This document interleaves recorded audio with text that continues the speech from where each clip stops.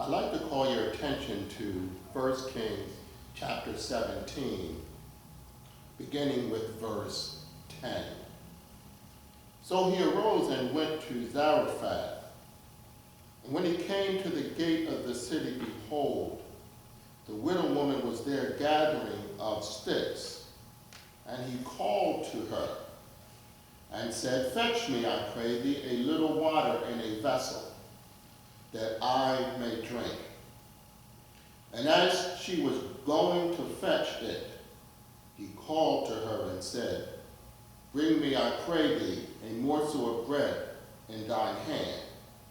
And she said, As the Lord thy God liveth, I have not a cake, but a handful of meal in a barrel, and a little oil in a cruse.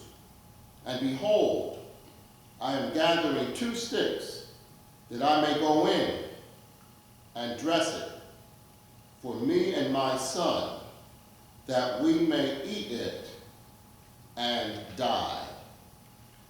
I want to share with you the thought and subject, what to do when helpless, hopeless, and desperate. In this book and this text, we see that there is a drought that comes upon the land. And this is a serious drought that lasts for some time. One thing about a drought is that a drought causes great problems. The crops don't grow, the wild stock and animals can't drink, there's no water around, and in a period of time it becomes just a matter of survival.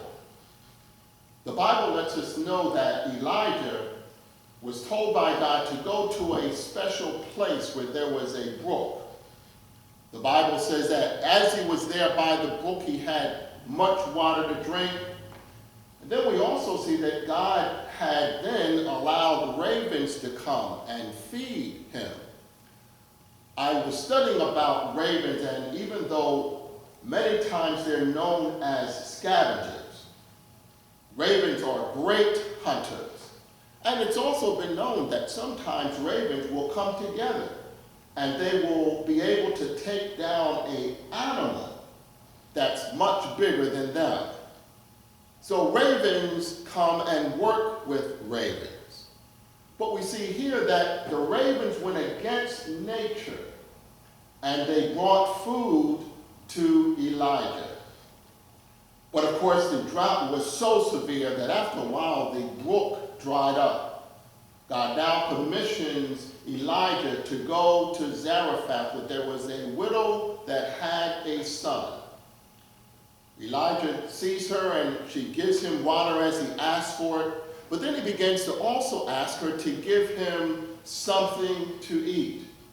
We now begin to see that now she displays the helplessness and the hopelessness that she felt, telling Elijah that this is just a little bit left that I have. I'm gathering food for the last bit of food and meal that we have. We're going to eat, and then we're going to die. So we see that she is feeling helpless, also hopeless. We also see in the book of the Old Testament, sweetheart, I'm sorry. That's my fault for not. I was going to